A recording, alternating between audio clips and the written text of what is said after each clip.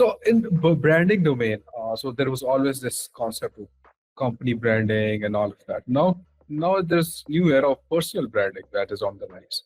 So what are your thoughts about personal branding?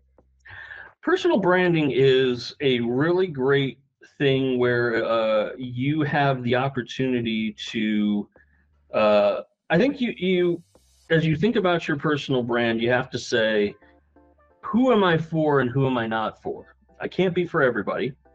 I probably have to have a certain tone. And who do I really want to appeal to most? Whether it is prospective clients, colleagues, who do I think, when I want to say what I want to say, who is going to really appreciate that? It's good to know. Like, I'll use myself as an example here. Um, about 3 years ago or so, when it was the pandemic, I was a different kind of voice, probably entirely. I wouldn't call myself at the time somebody who was all that interested in thinking about what I would sound like personally. I think as much as trying to be an authority. And when it happened, when the pandemic happened, and I realized I felt very like I should get out some things because I don't know what the world is going to be like. And so I no longer put anything in a draft folder, and I came out and pretty much almost every day said a lot of things that I wanted to say in a tone that was definitely a harder edge, a more conversational but sometimes blunt way of talking. But hopefully what a lot of people found still respectful, but not holding anything back.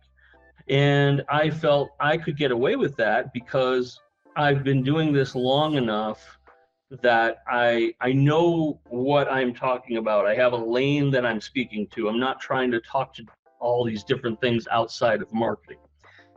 Well, when I did that, I got some immediate reactions right away, and there were some people who said, "Oh my gosh, yeah, I like what you're saying here. Somebody finally said this," and so what I didn't realize was that some people really started to notice this is this person's personal voice coming out in brand form, and so to this day, I really don't hold a lot back. I don't filter too much because that's become a voice. And so you have to play around a little bit sometimes with how you sound, but also being unapologetic about it.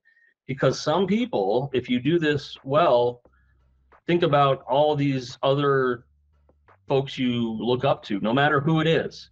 They have people who like them, love them, but they also have their detractors and some people who don't always agree with what they're saying and don't like their approach or their tone or whatever.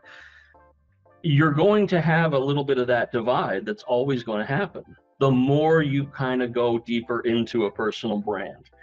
But I think that's worth it. It's not worth it to try and be something to everyone. I will always say that. So now I think I've hopefully established a little bit more that people say, well, Dan's a guy who's going to tell it like it is.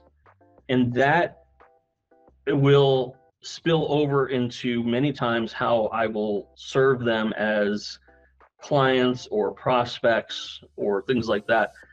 I'm not going to hold back if I think they're going in one direction I don't agree with, but that comes out.